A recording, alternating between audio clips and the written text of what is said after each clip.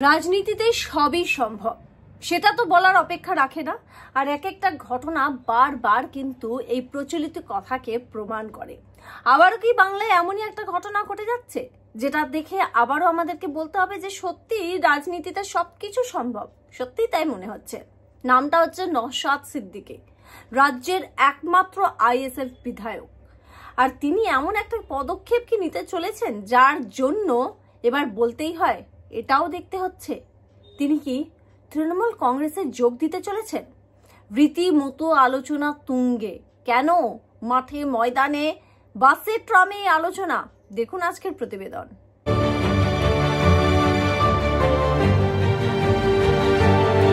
নমস্কার, the public pole breaking নিউজে আপনাদের প্রত্যেককে স্বাগত। কথায় আছে না যে রাজনীতিতে সবকিছু সম্ভব, এবং সেটা কিন্তু আমরা অনেকবারই প্রত্যক্ষ করেছি। আর এবার আবার একটা সেরকমই ঘটনা ঘটতে চলেছে রাজ্যে। এই কথা বা এই প্রসঙ্গ কোথা থেকে আসছে? এই প্রসঙ্গ আসছে নওশাদ সিদ্দিকীকে নিয়ে। সেই নওশাদ সিদ্দিকী যিনি কিনা রীতিমতো তেড়ে ফুড়ে তৃণমূল কংগ্রেস হোক, মমতা বন্দ্যোপাধ্যায় হোক, অভিষেক বন্দ্যোপাধ্যায় হোক, তাদের বিরোধিতা করে থাকে। তবে এবার অদ্ভুত একটা ভিডিও আমাদের সামনে এসেছে। কি ভিডিও সামনে এসেছে? এমন একটা ভিডিও যেখানে দেখা যাচ্ছে যে নওশাদ সিদ্দিকী বসে রয়েছেন মমতা বন্দ্যোপাধ্যায়ের ঠিক পাশের চেয়ারে, এবং তার আশেপাশে কিন্তু শুধুমাত্র তৃণমূল কংগ্রেসের নেতারা রয়েছেন বিধানসভায়। আর কোনো বিরোধী কাউকে কিন্তু দেখা যাচ্ছে না। সুতরাং তার যে বডি ল্যাঙ্গুয়েজ, তখন কিন্তু খুব স্বাভাবিকভাবে আমাদের নজর যাবে সেখানে, বাংলার মানুষের নজর যাবে। বডি ল্যাঙ্গুয়েজও কিন্তু বলছে অন্য কথা। যে নওশাদ সিদ্দিকীকে রীতিমতো দেখা যায় এত তীব্রতার সঙ্গে বিরোধিতা করতে, সেই নওশাদ সিদ্দিকী তৃণমূল কংগ্রেসের সঙ্গে যেন যেভাবে বসে আছেন মনে হচ্ছে খুবই ঘনিষ্ঠ একজন ব্যক্তি।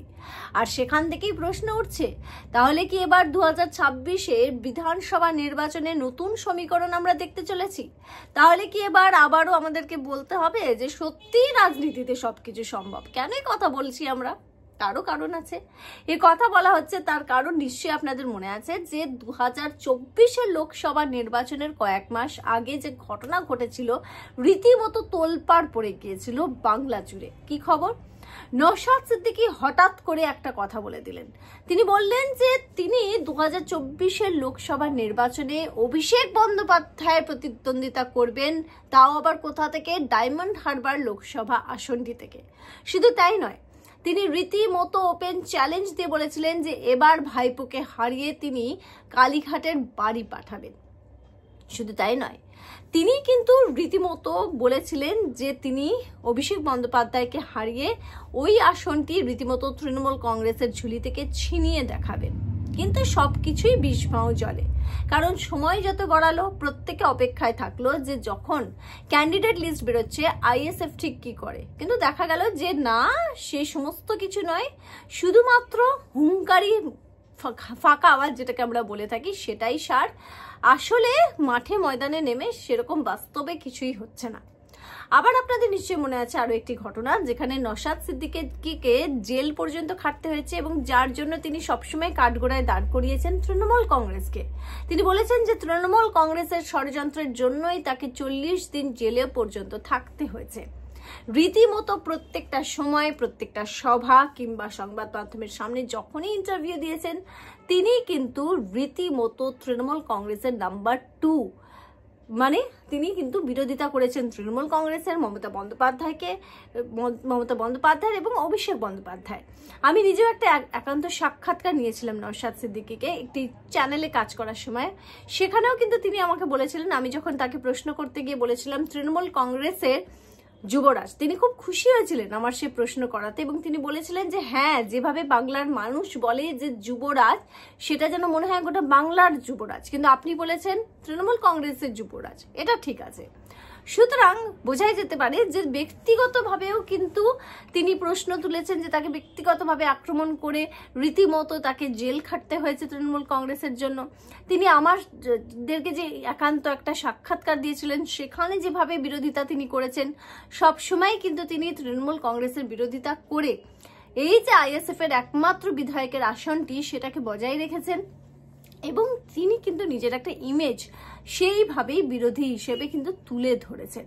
তবে এবারের এই ভিডিওটা দেখে কিন্তু অনেকের মনেই অনেক প্রশ্ন উঠছে যে তাহলে কি সব খেলাই বদলে যেতে চলেছে, তাহলে কি চূড়ান্ত সেটিংটা হয়ে গিয়েছে, যেই মমতা বন্দ্যোপাধ্যায়ের বিরুদ্ধে, অভিষেক বন্দ্যোপাধ্যায়ের বিরুদ্ধে, তৃণমূল কংগ্রেসের বিরুদ্ধে গলা ফাটিয়ে সুর চড়িয়ে ওপেন চ্যালেঞ্জ করে নওশাদ সিদ্দিকী লড়ে থাকেন, সেই নওশাদ সিদ্দিকী কি হাত মিলিয়ে ফেলেছেন? কারণ কেন প্রশ্নটা উঠছে তার বডি ল্যাঙ্গুয়েজ দেখে, যেভাবে তিনি বসে রয়েছেন। দ্বিতীয়ত, এমন একটা সময় ঘটনাটা ঘটেছে, ভিডিওটা তৈরি হয়েছে, সেটা হচ্ছে যে যেভাবে বাজেটের বিরোধিতা, রাজ্য বাজেটের বিরোধিতা করছিল বিজেপি, বিধানসভায় যখন তৃণমূল কংগ্রেস নিজেদের বাজেট পেশ করে, তারপরে একদিকে ছবিটা ছিল যে এইভাবে নওশাদ সিদ্দিকী তৃণমূল কংগ্রেসের সঙ্গে মমতা বন্দ্যোপাধ্যায়ের সঙ্গে বসে রয়েছেন, আর বাইরে তখন চলছিল শুভেন্দু অধিকারীর অ্যাজিটেশন, শুভেন্দু অধিকারীর নেতৃত্বে বিজেপির কিন্তু ওয়াকআউট, তার পাশাপাশি বিরোধিতা করা, এই সমস্ত কিছু নিয়ে, বাজেট নিয়ে তৃণমূল কংগ্রেসের। সুতরাং সেই সময় মমতা বন্দ্যোপাধ্যায়ের সঙ্গে বসা, তার বডি ল্যাঙ্গুয়েজ, খুব স্বাভাবিকভাবে আমাদের মনে যে প্রশ্ন উঠবে, বাংলার মানুষের মনে যে প্রশ্ন উঠবে, সেটা কিন্তু বলাই বাহুল্য। তাহলে কি ঘটছে? নতুন সমীকরণ, আইএসএফ এর একমাত্র বিধায়ক এবার হাত মেলাতে চলেছেন তৃণমূল কংগ্রেসের সঙ্গে। নয়া সমীকরণ কি আমরা দেখতে পাচ্ছি? কারণ বলে যে রাজনীতিতে সবকিছুই সম্ভব, এবং যেভাবে বিজেপি এবার কোমর বেঁধে নেমেছে, তৃণমূল কংগ্রেস বা মমতা বন্দ্যোপাধ্যায় কিন্তু চাইবেন যে যতগুলো আসন নিজেদের দখলেই রাখা যায়। যদিও বা এমন একটা সময় যে এখনো পর্যন্ত কিন্তু আজকে নির্বাচন হলেও কিন্তু যেটা রাজনৈতিক বিশেষজ্ঞরা বলছেন যে অনেকটাই কিন্তু ফ্রন্ট ফুটে থাকবেন বা এগিয়ে থাকবে তৃণমূল কংগ্রেস। কিন্তু হ্যাঁ, মমতা বন্দ্যোপাধ্যায় যথেষ্ট অভিজ্ঞ এবং অন্যতম অভিজ্ঞ একজন পলিটিশিয়ান আমাদের গোটা দেশের মধ্যে বলা যায়। তিনি পলিটিক্সের পালসটা বোঝেন, এমনটা বলা যায়। তিনি বলা হয় তাকে নিয়ে যে তিনি কিন্তু মানুষের পালসটা বুঝতে পারেন। সুতরাং তিনি যে কোনো ঝুঁকি নিতে চাইবেন না, সেটা খুবই স্বাভাবিক। আর সেই ঝুঁকি নিতে না চাওয়ায় যে একমাত্র আইএসএফ এর আসনটি রয়েছে, সেটাও কি তিনি নিজের অর্থাৎ তৃণমূল কংগ্রেসের ঝুলিতে আনতে চাইছেন? সেই আসনটিতেও তিনি শিলমোহর লাগাতে চাইছেন তৃণমূল কংগ্রেসের, রীতিমতো সুরক্ষিত করতে চাইছেন তৃণমূল কংগ্রেসের জন্য? হতেই পারে, এটা কিন্তু অনেকেই বলছেন। তার কারণ যেভাবে সেই নওশাদ সিদ্দিকীকে বসে থাকতে দেখা গেল মমতা বন্দ্যোপাধ্যায়ের পাশে, প্রশ্ন তো উঠবে। এবং কেনই বা সাধারণ মানুষ বলবে না যে ডাল মে কুছ তো কালা হ্যায়? কারণ যে বিরোধিতাতে থাকা উচিত ছিল, তার যেভাবে বিরোধিতা করা উচিত ছিল বিরোধী হিসেবে, সেই দিন বিশেষ করে সেটা কিন্তু নওশাদ সিদ্দিকী করছিলেন না। এবং সবসময় তিনি যেভাবে সংবাদ মাধ্যমের সামনে হোক কিংবা যেভাবে তিনি বিরোধিতা করে চলেছেন, তাতে করে কিন্তু তিনি একটা নিজের ইমেজ সবসময় ক্যারি করেছেন।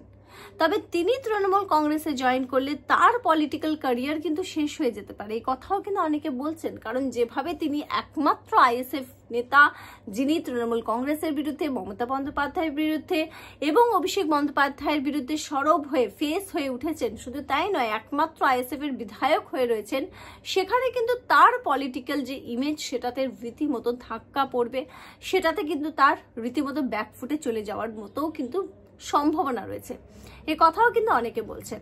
তবে আপনাদের কি মতামত? কি মনে হয় আপনাদের যে আইএসএফ এর একমাত্র বিধায়ক নওশাদ সিদ্দিকী কি তৃণমূল কংগ্রেসে জয়েন করবে? আর তাতে করে তৃণমূল কংগ্রেস কতটা লাভবান হবে?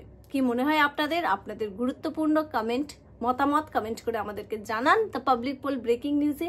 দেখতে থাকবেন the public pole breaking news. আবার একটা নতুন ভিডিও নিয়ে দেখা হবে আপনাদের সঙ্গে। ভালো থাকবেন।